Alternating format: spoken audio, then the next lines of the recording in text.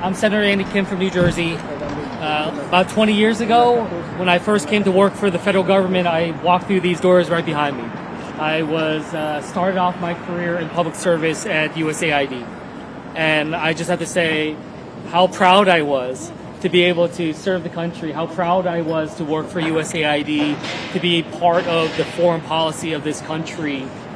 And I have to tell you, it was really tough today walking through these same doors 20 some years later, only to see it shut down to employees.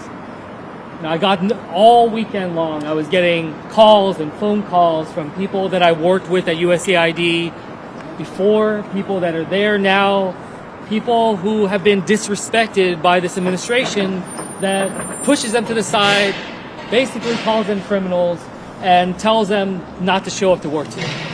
In fact, I went inside trying to speak to the acting administrator, Gray. Unfortunately, was not able to meet with him, and I'm going to continue to try today to be able to meet with the acting administrator because I want to hear straight from him. These are the orders that he gave. You have mysterious people within this new administration sending out emails across the entirety of USAID telling them not to show up. I talked to the security guard.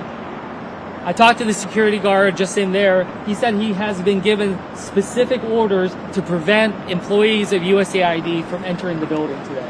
And I just find that to be absolutely ridiculous. This is no way to govern. This is no way to treat public servants. And this is no way for us to conduct our foreign policy as a country.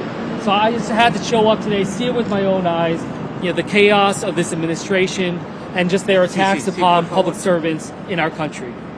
What recourse does Congress have? It doesn't seem like any, Republican senators are really speaking out about how this is being handled. Do you sort of foresee Congress taking any action to? Well, I certainly hope Congress takes action because what is happening here is illegal. It is unacceptable to have a president try through executive power be able to reorganize or remove USAID. This is an entity that was created through federal statute, codified through federal statute, and something that cannot be changed, cannot be removed except through actions of Congress. So the idea that they are moving forward in this way without any notification to us about trying to change federal statute, just shows how much of a power grab this is. So yes, I do hope that Congress, I certainly want to go back to the Capitol today, engage with my colleagues and see what actions we can take to try to stand up for the American people, stand up for our laws. What message do you send to those employees that were not allowed or were escorted in and then escorted out? And we even heard from some of them that they are worried about the repercussions this could have worldwide. Yeah, first and foremost, I tell the staff of the USAID, I'm sorry for what's happening to them.